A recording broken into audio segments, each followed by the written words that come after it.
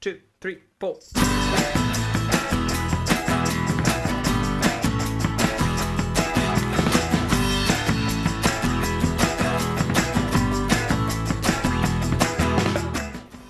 Well, I'm currently Executive Director of High School Transformation for the Chicago Public Schools, and I'm doing that as a consultant for the Bill and Melinda Gates Foundation. Prior to that, in Illinois, I was superintendent for 14 years at Evanston Township High School that had a health center, and my career before that was in Massachusetts, where I was both a high school principal and an assistant principal, and did work in desegregation and ran a teacher corps project. And I started my career as a school teacher, a middle school math teacher in Philadelphia, junior highs as we called them then.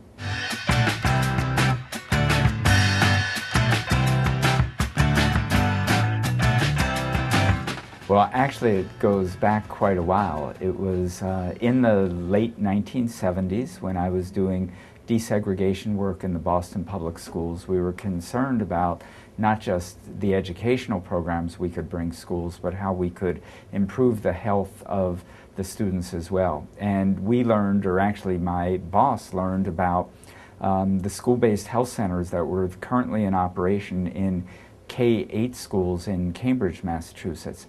And they were actually conceived and put together by a man named Phil Porter, who was at the time head of pediatrics at Cambridge City Hospital and a professor of pediatrics at Harvard. He later went on, in fact, to be a high-ranking official at the Robert Woods Johnson Foundation. And so we saw these health centers, and they were just terrific, and the way they were serving kids.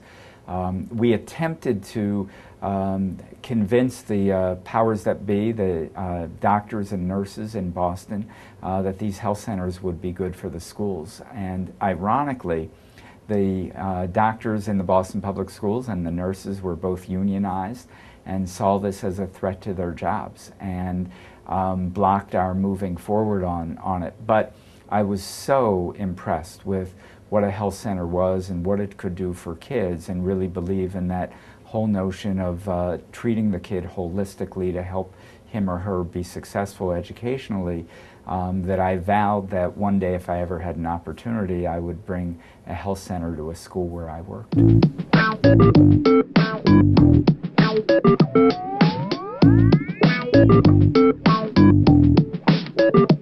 Well, I think students can't attend well if all of their basic needs aren't taken care of, and clearly that includes health, and there are so many things that school-based health centers can provide. So they can do public health functions and really help students understand about nutrition. That's especially true, obviously, for poor kids who don't have satisfactory nutrition. In the high school where I worked, there's well-documented research that shows that adolescents have unreported asthma and diabetes that significantly goes untreated. And by bringing health centers, we can not only identify the kids who are untreated or who need regular treatment, and that can be provided for them through the health center. Also, adolescents seem to be the greatest population at risk of not doing follow-through for going to specialists. By bringing a school-based health center on site, it helps link them up to the specialists that they need.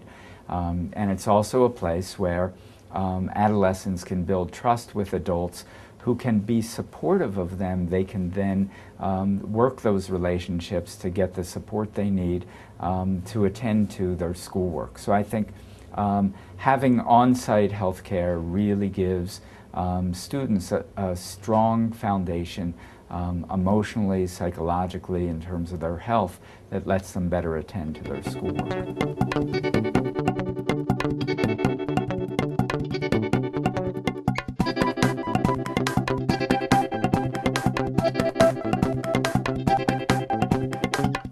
Absolutely. It was really flexible. We had a wonderful partnership with Evanston Hospital and with the city of Evanston.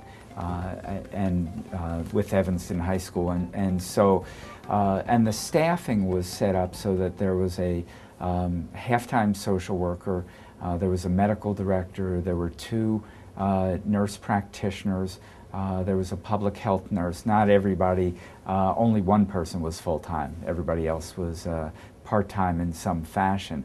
But it became so well regarded that Northwestern Hospital and Evanston Hospital put their interns and residents through regular rotations there, so we had extra assistance, and we worked very closely in partnership with the regular school nurse. And there were actually 2 nurses in that school. It's a very large high school with 3,200 students. And so I found that one of the other really nice things about the health center staff, I think we were fortunate in that it was the same staff over, it's been a decade now, it's actually been 12 years that it's been in operation, and pretty much the same lead staff, at least the nurse practitioners and medical director have been the same people over that whole time.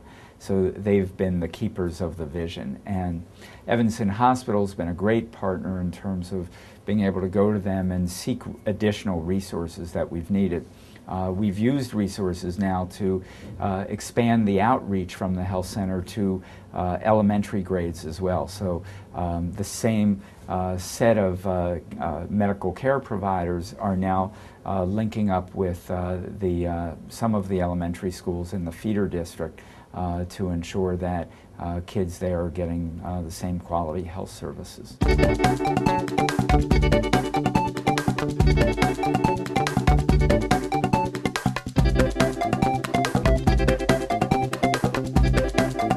Well, I think the first thing in terms of helping the health center be successful was working with the school nurses who were already there and working out a scope of work for the health center that didn't intrude on their work, and in fact was negotiated to make sure that it was really complementary, so that everybody felt like they still had not only their own piece of work, but that they could help each other out in various ways, and they were able to do that. We employed the public health nurse to actually provide classes for kids through their physical education or health classes about reproductive health, about nutrition, about health in general that adolescents faced, and ways that they could take care of themselves and be responsible for their own health. I think we tried to do a tremendous amount of outreach to the administrators and the teaching staff in the schools so that they knew that the health center was there, what services it was providing, so that they could connect students who seemed to need it. I should say we certainly provided the services initially free of charge, and then only extended costs to those who had insurance or who had Medicaid that could then be used for payment.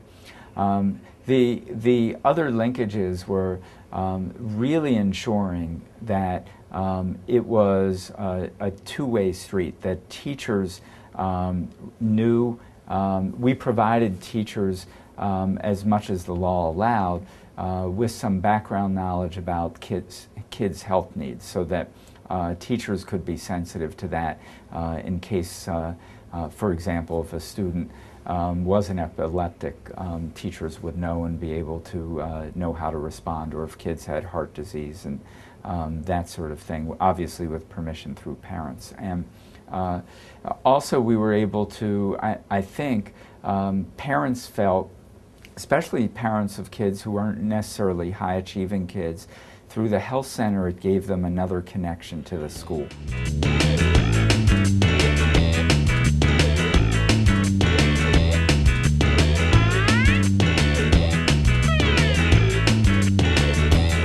What I think proved really invaluable is that students at high school have, at various times, have depressions or hit slumps or run into issues that affect how they're then taking care of their health, and it may affect how they eat, for example. And because there was a social worker, and because most of the time students were comfortable actually with, it had to go through them because of laws, but were comfortable with their parents being informed. And so it built a new kind of connection that the parents could have with the school. Traditionally, unfortunately, parents of lower achieving kids don't often have the kind of trusting relationship that one would want with the schools. Maybe they weren't successful themselves in school, and maybe if their kids are struggling, they're not absolutely assured that the schools are serving their best interests. But there's no better way than through health care to prove that a school is serving a student's interests. And so it gave parents a tremendous amount of confidence in our school that we had such a facility and that it was available to their children.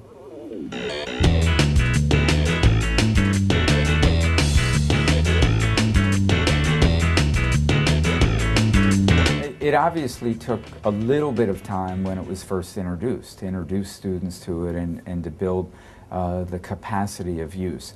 The historical trend data showed approximately 1,800 to 2,000 enrolled students every year.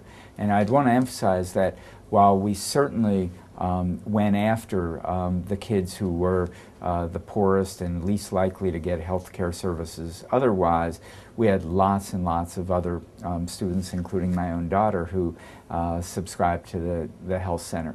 I think that students just thought it was fabulous. I mean, they loved the staff there and built good relationships and felt that it was another set of trusting adults. So, you know, and it also, one of the ways to build use was to offer vaccines for kids who needed them for school enrollment, to offer physicals for enrollment for incoming ninth graders, to offer physicals for kids trying out for athletic teams, and actually then we even extended that to give kids their pre-college physicals. So they loved it because it was, you know, one-stop shopping, and the adults were very caring and supportive.